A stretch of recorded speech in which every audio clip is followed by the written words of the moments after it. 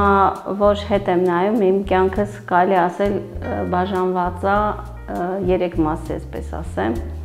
Առաջինը երկրաշարժից առաջ, երկրաշարժից հետո, ցավոք դրան գումարվեց նաև 44-օրյա պատերազմը, որովհետև մինչ 44-օրյա պատերազմը ես ավելի կենսախինդ, ուրախ, ապագայի նկատմամբ դրական նկատառումներով, բայց 44 օրյայից հետո փոխվեց այդ ամեն ինչը, նաև հայացքներս փոխվեցին ամեն ինչի նկատմամբ։ Հիմա եթե խոսեմ, երկրաշարժից առաջ ինչպիսին եմ եղել մանկությունս, ապա հիշում եմ մեր տունը, որտեղ մենք հացի ենք նստում 9 հոգով, 7 երեխաներով եւ ծնողներս, եւ ես միշտ շատ քիչ էի ուտում, իմ այդ բաժնեմասը, որ մնում էր, բաժանում եմ մեր երեխեքի մեջ, երկրաշարժից հետո գլխիվայր շուռ եկավ մեր ընտանիքը, այսպես ասեմ, շատ ուրախ երջանիկ ընտանիք էինք, կորցրեցի երկրաշարժի ժամանակ քույրերիս, եղբայրներիս, 3-ս մնացինք, նաև մայրս մահացավ, հետո դժվարություններ ունեցանք, երկրաշարժից նաև ինքս երկրաշարժի տակ մնացի, ձեռք բերեցի հաշմանդամություն, երկար բուժումից հետո արտասահմանում բուժում ստացա, վերադարձա Վանաձոր,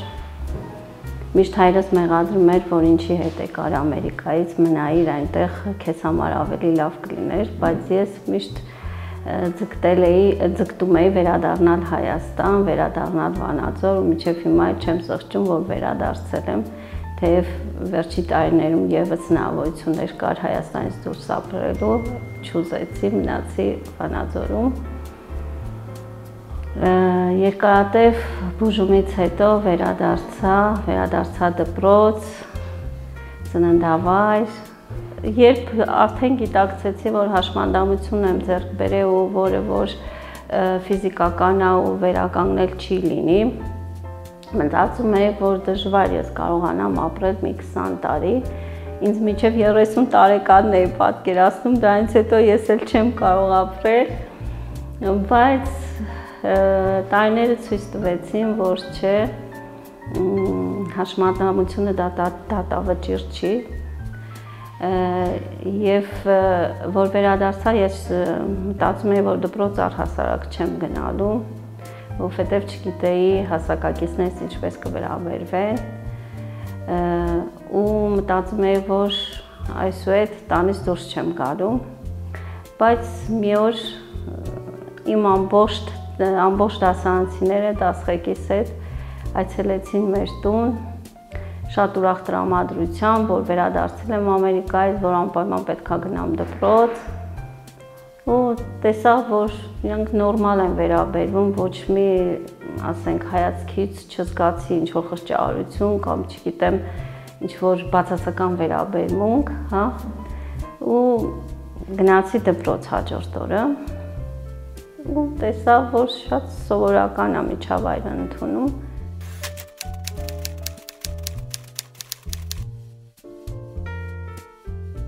Նիկի ճամբարներին, որ գնում էինք,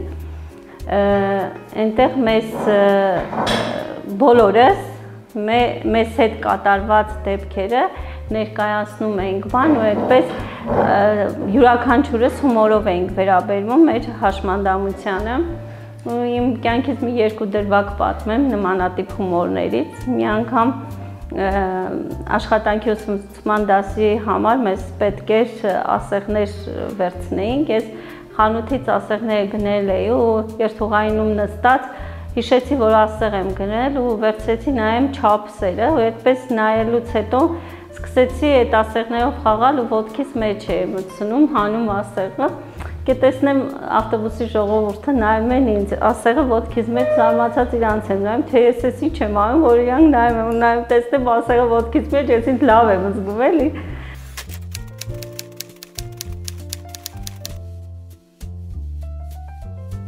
ինձ ասեցին, որ Վանաձորի լորի հեռուստաընկերությունը հաղորդավարի հայտարարություն ա տվել ու դու միգուցե համապատասխանում ես, գնացի հեռուստաընկերություն, հեռուստատեսությունում աշխատելը ինձ համար հեշտ չի եղել, որովհետև ես համապատասխան մասնագիտություն չեմ ունեցել, բացի այդ երկրաշարժից հետո տարբեր վիրահատություններ անցնելուց հետո հիշում եմ անգամ Հայոց Այբուբենը չէի հիշում, ինձ համար դժվար էր, ես շատ էի ինքնաուսուցմամբ զբաղվում և անմիջապես հեռուստատեսությունում աշխատել, որը որ լի էր պատասխանատվությունով։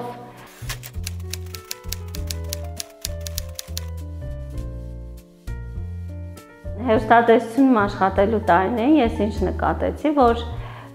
մեր հասարակությունը,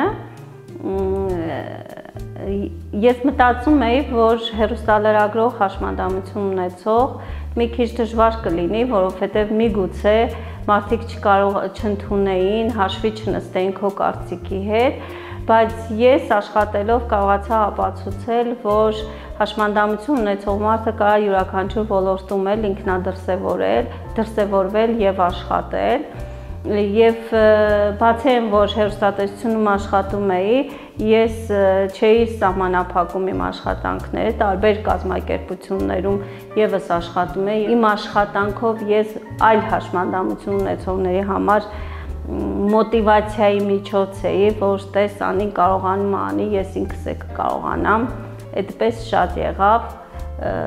շատ մարդիկ կան այսօր, որ ձեռքբերումներ ունեն ու ասում են, որ շնորհիվ քեզ, որովհետև դու մեզ համար եղել ես մոտիվացիայի աղբյուր։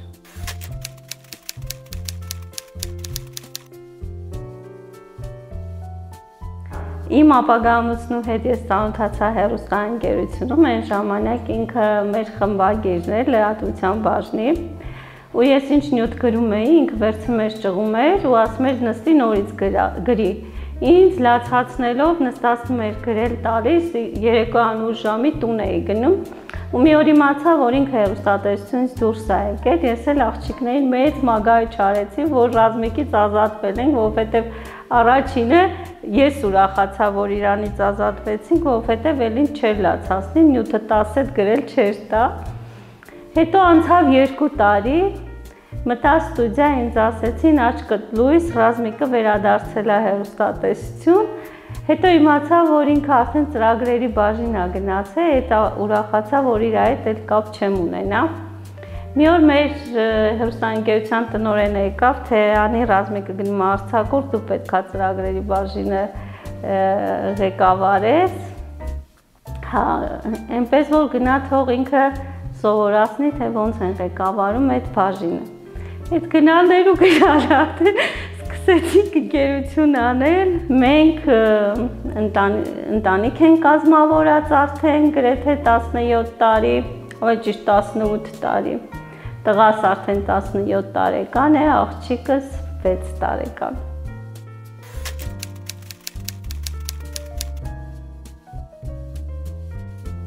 Հիմա ես միակ բանը, որ երազում եմ, դա Հայաստանի խաղաղությունն է, Հայաստան որպես պետություն կայացած տեսնելն է, զինված, երազանքս միայն դա է։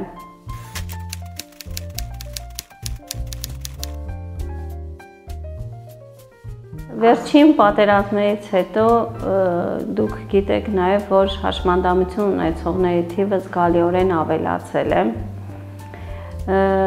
և այն մարտահրավերները, որոնք որ կան կազմակերպությունների առաջ, դա այդ մարդկանց ներգրավելն է, հասարակություն,